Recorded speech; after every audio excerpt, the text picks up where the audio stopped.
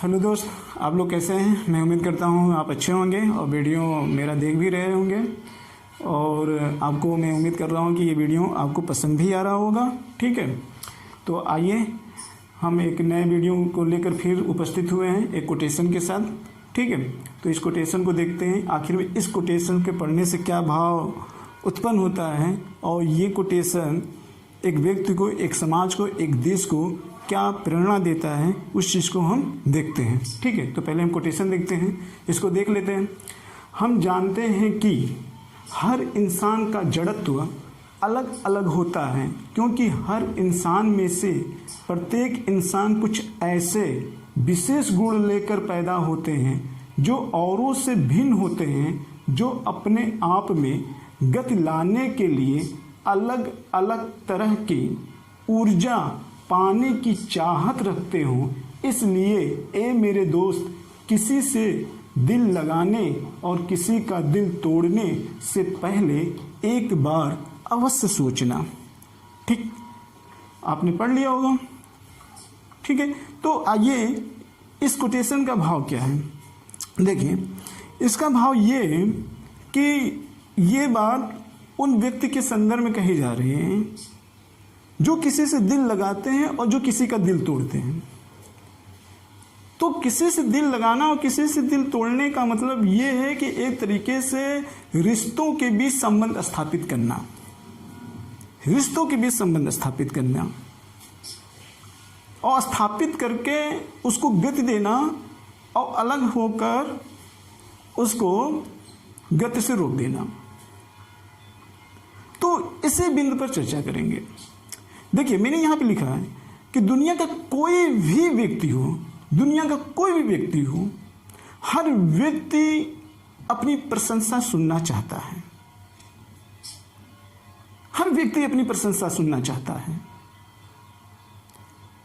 और वो प्रशंसा सुनना चाहता है। जब उसको प्रशंसा होगी तभी उसके अंदर गति उत्पन्न होगी और तभी वो समाज के लिए एक सच्चा नागरिक के रूप में उभरेगा। तो यहाँ पे ये कहा गया है कि दुनिया में हर कोई ना कोई व्यक्ति एक विशेष गुण लेकर पैदा होता है, जिसका जड़त्व अलग अलग होता है और उसी जड़त्व को खत्म करने के लिए, समाप्त करने के लिए वो एक नई ऊर्जा की चाहत रखता है। ऐसी ऊर्जा जो उसके अनुकूल हो आगे जाने के लिए।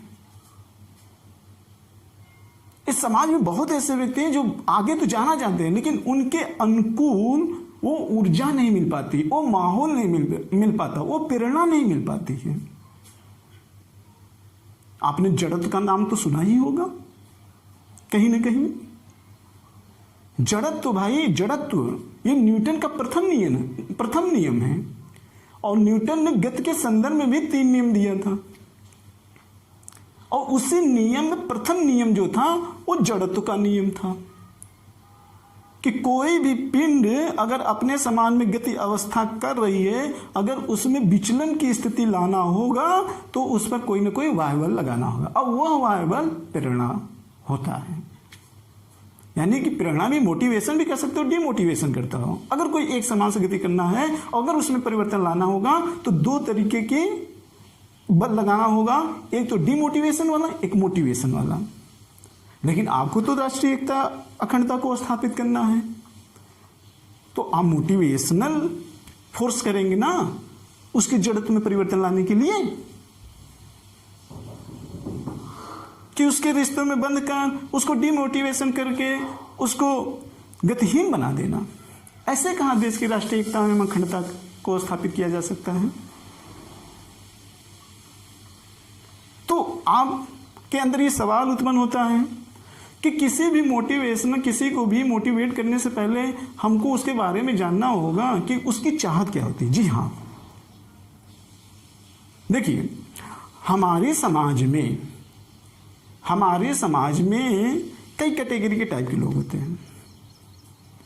जैसे हर आयु में लोगों के भाव अलग अलग दिखाई देते हैं। पहला चीज दूसरा स्टेप ये लिंग के आधार पर, मेल फीमेल एंड ऑल लिंग, इस लिंग में परिवर्तन होने के आधार पर उनके अंदर कुछ भावनाएं भी होती हैं। और तीसरा स्टेप जो है वो वातावरण, चाहे वो बच्चा हो, किसी भी आयु का हो, कोई व्यक्ति किसी भी आयु का हो, चाहे कोई महिला किसी भी आयु की हो, इनका वातावरण भी निर्भर करता है। वातावरण का मतलब कि उसके आसपास का एजुकेशन कैसा हो, उसका सामाजिक संस्कार कैसा हो, तो उसके अकॉर्डिंग आपको मोटिवेशन करना होगा। और ये तब आप करोगे जब उसकी भावनाओं को समझोगे। और ये चीजें कब आएगी? दो तरीके से। एक तो या आप किताबें भाषाओं को पढ़िए, विभिन्न विचारकों के बारे में पढ़िए। क्योंकि विभिन्न प्रकार के जो विचारक होते हैं वो मंथन करके उनकी भावनाओं को देखते हुए वो चीज वो लिखते जाते हैं। तो एक तरीका तो ये है। दूसरा तरीका ये है कि आप खुद उस चीज की अनुभूति करते जाइए। और जब अनुभूति करते चले जाएंगे तब आपको एक नई विचार का जन्म होगा। हमारे वैदिक काल में ओरल शिक्षा होती थी, मौखिक शिक्षा होती थी। क्या वहां पे लिखित शिक्षा होती थी? लेकिन वो मंथन करके इस चीजों को लोगों को बताते थे, मंथन करके लोगों को बताते थे।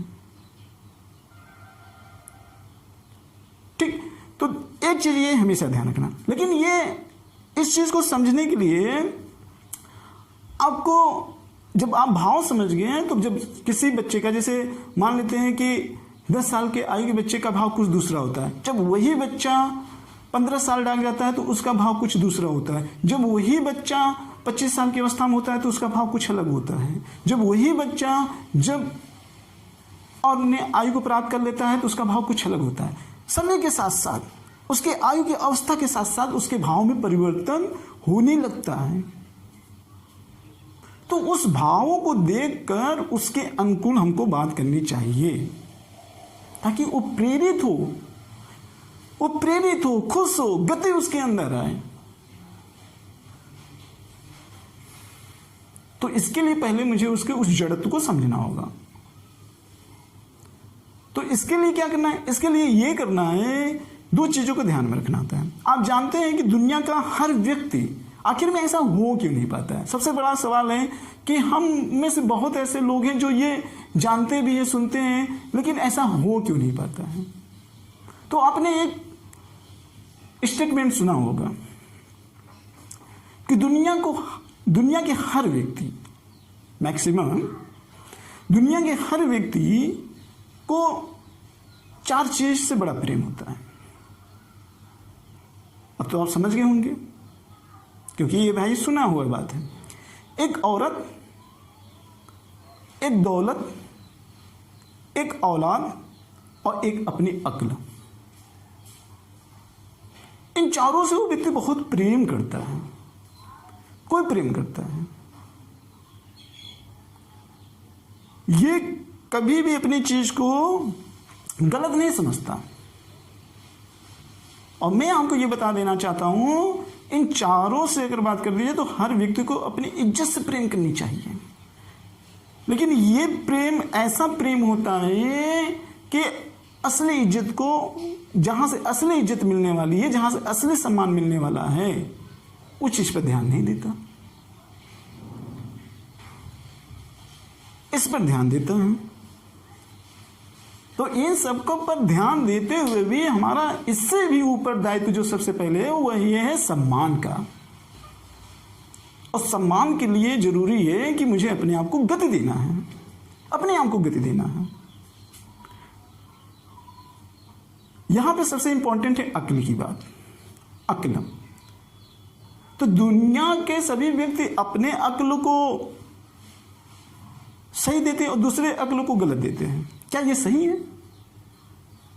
आप कहेंगे नहीं सर, हम अपने अक्ल को सही मानेंगे लेकिन दूसरे के अक्ल को हम गलत नहीं मानेंगे। ये भाई आपकी सोच है, आप ऐसा सोचते हो तो बढ़िया सोचते हो। लेकिन बहुत सारे तो ऐसे व्यक्ति हैं जो अपने अक्लों को अच्छा मानते हैं। अगर कभी कभी आपने सुना होगा कि हम में से बहुत ऐसे व्यक्ति होते हैं, हम जानते हैं कि हमारे सामने वाला व्यक्ति बहुत ही ज्ञानफुल व्यक्ति है, उसके अंदर पावर भी है, वो सब कुछ जानता है, लेकिन वो कभी आपसे हंसे मजाक में कह देगा कि यार ये बताइए कि ये काम है तो ये कैसे होना चाहिए। आप ये जानते भी हो कि नहीं, ये व्यक्ति जो मुझसे सवाल कर रहा है इसका उसके पास आंसर भी है, लेकिन तब भी आप उसको अपनी राय देने के लिए तत्पर हो जाते हो और धड़धड़े से तुरंत बताते हो कि आप ऐसे ऐसे न करें। और जो बुद्धिमान व्यक्ति अक्ल वाला होता है वो ये शब्द बोलते हुए कहेगा कि सर आप तो जानते हैं, आप तो हमसे बुद्धिजीवी भी हैं, हो सकता है कि आपको ये चीजें ध्यान में या स्मरण में नहीं हो, तो आपकी इच्छा है तो मैं शायद ये राय दे रहा हूं, शायद ये आपको अच्छी लगे तो फॉलो करिएगा। देखिए शब्दों का कितना हीर फेर है। इसका मतलब उसके अंदर अपने अक्ल पर अहंकार नहीं है, लेकिन हाँ ये भी है कि वो अपने अक्ल को कमजोर भी नहीं समझता है और समझना भी नहीं चाहिए। लेकिन ध्यान रखना अक्ल अच्छा भी हो सकता है, बुरा हो सकता है। इसको इस तरीके से समझिए, मान लीजिए कि हर व्यक्ति जब अक्ल को अच्छा बोले तो उसके अंदर ये भाव होना चाहिए कि जो हर पर्सन के जो अक्ल मिला है वो मेरे भी अंदर है, यानी कि हम वो हर चीज सीख सकते हैं जो दुनिया ने सीखी है। ये भाव आपको मोटिवेशनल भाव है। अगर आप ऐसा सोचते हैं तो ठीक है कि जो दुनिया सीख सकती है वो मैं सीख सकता हूं, वो मेरे भी अंदर क्षमता है। लेकिन दूसरी तरफ ये भाव गलत हो जाता है कि हमारा अक्ल सबसे सुप्रीमो है, बाकी सबका अक्ल कमजोर है, तो ये अहंकार है, ये मूर्खता है। ऐसा व्यक्ति दुनिया में कभी किसी से सीख नहीं पाता है जो अहंकार कर ले।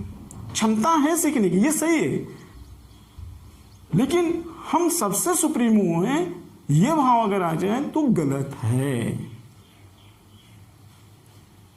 ये भाव आ जाए गलत है, और ये भाव आना नहीं चाहिए, क्योंकि मैंने यहां पे लिखा है कि दुनिया में सभी व्यक्ति एक विशेष गुण लेकर पैदा होते हैं।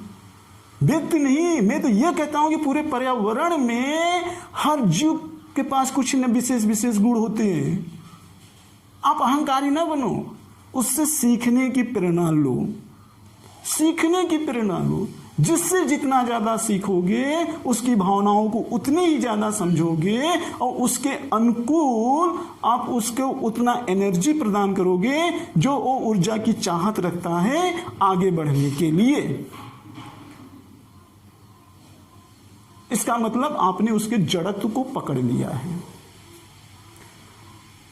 तो मुझे लगता है ये बातें आपको समझ में आ गया होगा, ये कोटेशन भी आपको समझ में आ गया होगा। अगर आपको ये बात अच्छी लगी होगी तो प्लीज आप इसको लाइक करिएगा, सब्सक्राइब करिएगा। अगर अच्छी नहीं लगी होगी तो डिस्क्राइब करिएगा, लेकिन कमेंट के साथ करिएगा और लॉजिकल कमेंट करिएगा। तो इसी के साथ इस कोटेशन या इस वीडियो का मैं समापन कर रहा हूं।